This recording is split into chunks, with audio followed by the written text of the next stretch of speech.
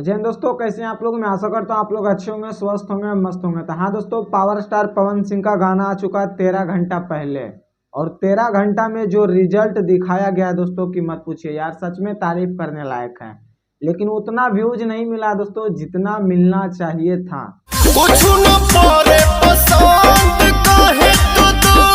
Times music Bhojpuri पे आप लोग को गाना पूरा सुनने को मिलेगा दोस्तों। गाना का टाइटल है भातार खातिर रुसेलू।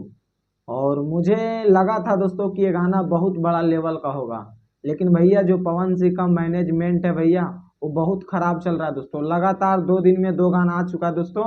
इसीलिए 13 घंटा में 4,31,000 से ज़्यादा व्यूज मिला है दोस्तों। 52,000 से ज़्यादा लाइक मिला है दोस्तों, जो कि सृष्टि भारती गाना को डुबिट किया है दोस्तों।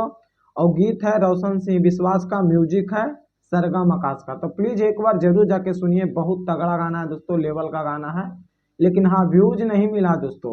और नहीं मिलने का कारण क्या दोस्तों मुझे पता नहीं, लेकिन हाँ आप लोग जागिए और गाना को जरूर सुनिए।